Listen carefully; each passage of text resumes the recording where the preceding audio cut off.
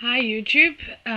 Today I'm going to be talking about myself and a little bit about my life. It's going to get very personal, within reason, obviously.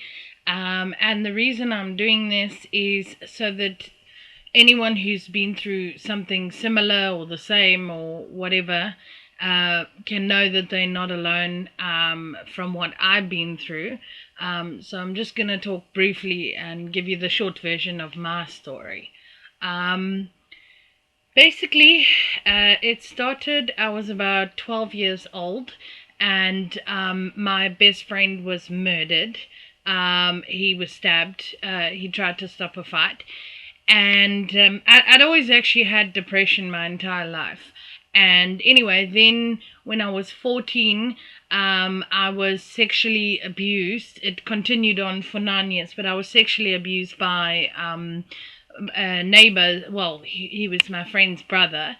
Obviously, I can't, for legal reasons, say his name. I did try, and I had evidence, and I did, years later, obviously not straight away. I did try and like lay charges against him and everything, but he unfortunately had a lot of money, and anyway, it never went anywhere. And the way I feel now, as much as I'd like justice, the way I feel now is I also don't want to draw out court case for 2 or 3 years or however long, and it's basically my word against his. Um, I spent most of my life in therapy or psychology or psychiatrist or whatever. But during that happened when I was 14, and during that time, my grandmother died from motor neuron disease.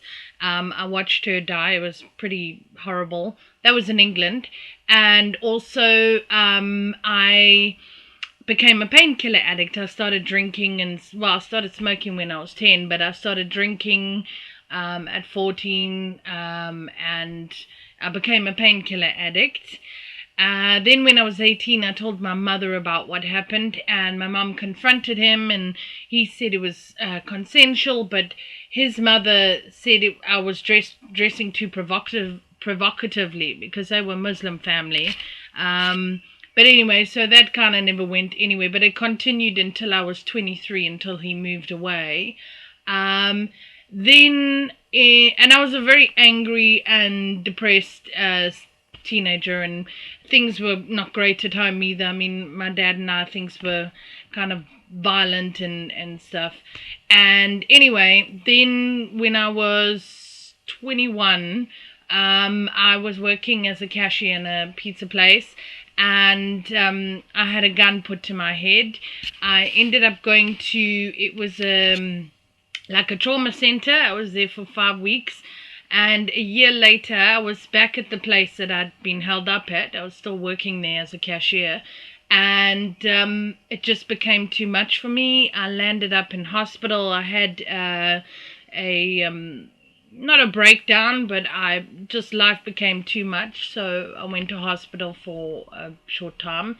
What I also left out is that when I was 16, 17, because I was, like I said, for 9 years I was a painkiller addict, and during that time I was suicidal. I did actually, in fact, overdose on medication, painkillers and sleeping tablets and stuff. I tried, when I was 18, I tried to jump off a building. I tried killing myself. Anyway, so then skip to the part where I was in hospital. After that, what happened next? After that, it was when I was, what was it, 2011. So I was 28, I think. When I was 28, if I'm not mistaken, or 29, basically what happened was we had an armed robbery at our old house. That we moved here 3 years ago, but we had an armed robbery at our old house, and I was tied up and held hostage for about 2.5 hours. I only saw three of them, but obviously there must have been a fourth one, someone driving the car or whatever. But basically, three black oaks, they broke into my house. They kicked the door down, and they tied me up and held me hostage. They ransacked our house. I was home alone, and it was very scary, because it was also one of the guys was with me the entire time. And anyway, I won't go into too much detail about that. What I did, sorry, I'm getting my orders mixed up, but what I did leave out is that in 2007, so I was 24, I think, or 20, yeah, something like that.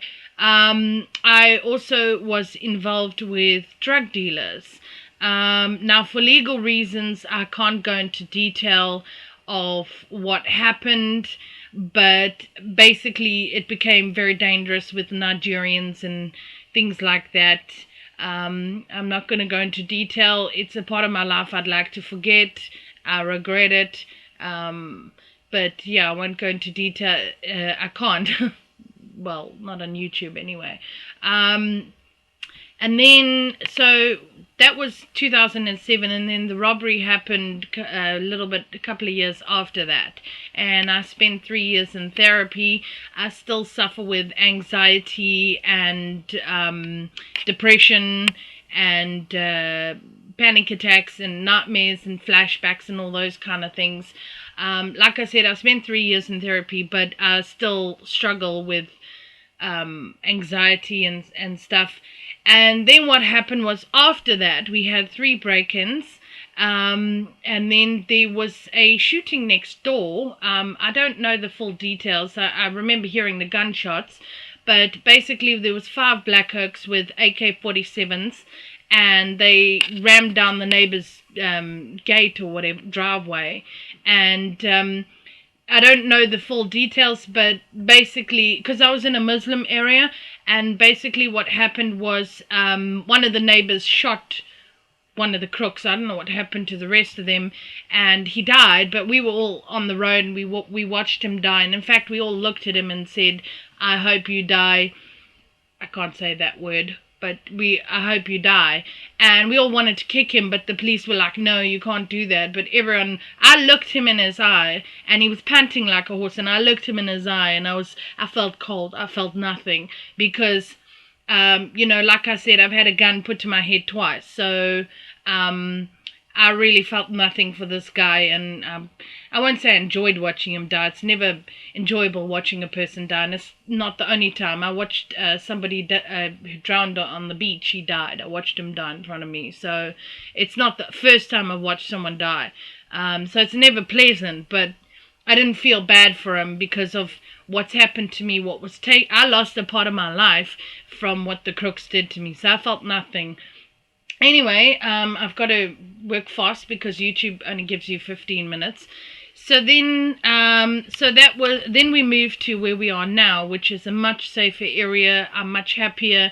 I still have anxiety, but it's a lot easier. I can now sleep at night a little bit better. It doesn't mean I'm not nervous or anxious. I still have that, but it's not as bad, and it's helped in my recovery, because after the shooting, my dad realized he couldn't protect me because my mom was in England at the time. And anyway, so we moved here.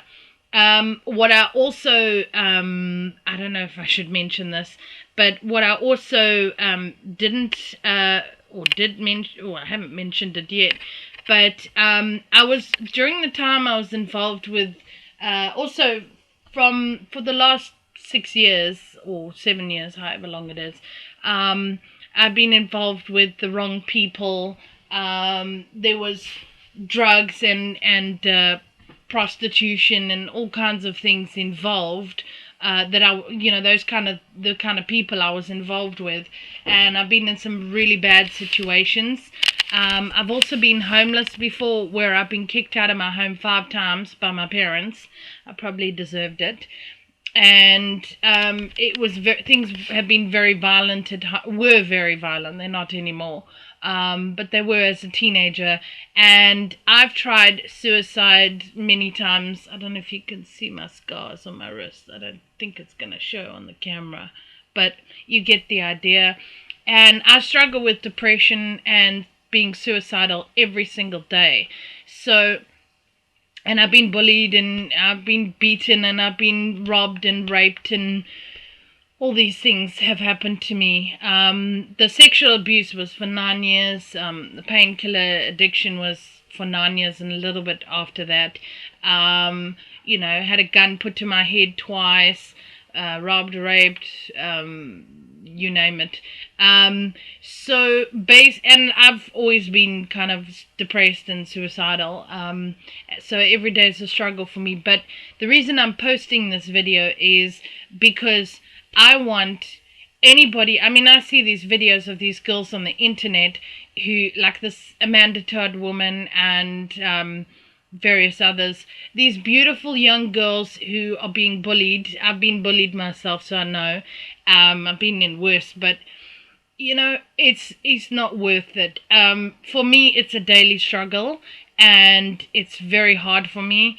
But I still, something pushes me on, because I think really it's not that I want to die. I just want peace, and I just want to be happy. And being happy is scary for me. When I'm sad, it's comfortable, but when I'm happy, it's scary. So I don't know. I don't know if it makes sense, but it's a daily struggle. But I want anyone out there who's been through something, I want them to know they're not alone. And if anyone needs a friend or whatever, I hope that I can help somebody. The reason the Amanda Todd and all these other girls that have killed themselves is important to me is because I struggle with being suicidal every day, and I've stopped now.